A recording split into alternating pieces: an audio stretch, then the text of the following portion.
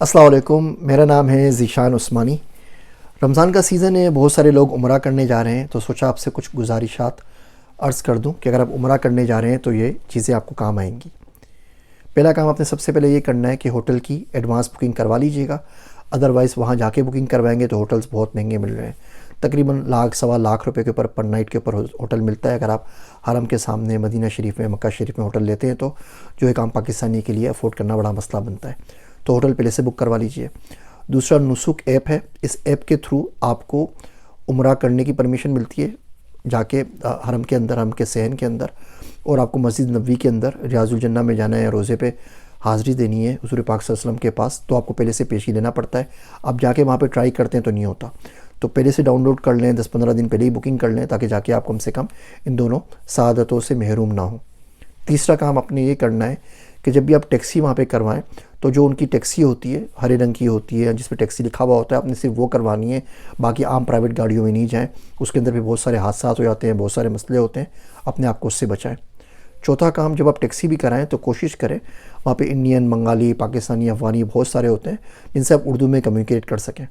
آپ عربی کی ٹیکسی میں بیٹھ جاتے ہیں، اس کو آپ کی زبان نہیں آتی، آپ کو اس کی زبان نہیں آتی، آپ کو کہیں جا کے اتارتا ہے، آپ اس کو 30 ریال دیتے ہیں، بولتا ہے مجھے 300 ریال چاہیے، ایک عجیب پھڈا شروع ہو جاتا ہے، اور بہت سے لوگ اپنے پیسوں سے محروم ہو جاتے ہیں، پھڈا بھی نہیں کرنا چاہتے کہ اس دیس میں ایسی جگہ کے اوپر آئے، کیا کریں، اور بلا وجہ ان کو ایک مالی دھچکا لگ جاتا ہے۔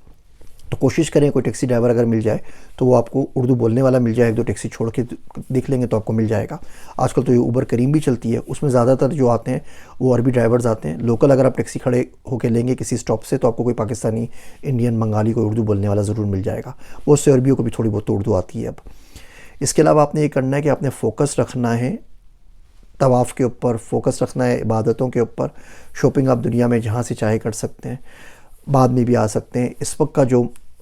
موقع ہے عبادت کا وہ ضائع نہ کریں۔ رمضان کی راتیں اور جا کے آپ شاپنگ کر رہے ہیں، بہت اچھا ہے، آپ حرم کے اندر گزار لیجئے۔ اگر آپ کو کچھ لے کے آنا ہی ہے نا وہاں سے سعودی عرب سے، تو دوائیاں لایا کریں۔ دوائیاں ہمارے ملک میں بڑی فیک ملتی ہیں، جعلی ملتی ہیں، وہاں پہ بڑی اچھی اصلی دوائیں ہوتی ہیں، ٹائلینول ہوتی ہے، باقی امریکن دوائیاں ساری کی ساری مل جاتی ہیں۔ کچھ لے کے آنا ہے تو دوائیاں لے کر آئیں۔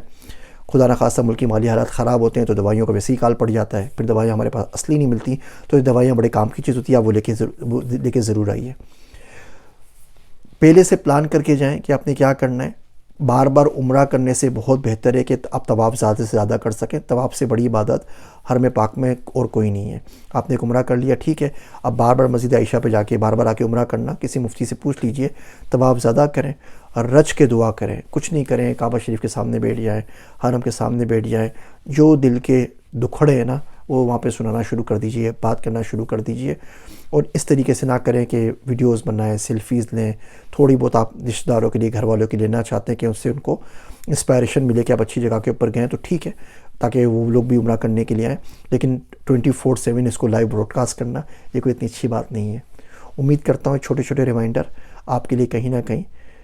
بھلائی کا سبب ضرور بنیں گے، اور آپ جائیں تو میرے واسطے دعا ضرور کیجیے گا۔ میں ہوں آپ سب کا ذیشان عثمانی۔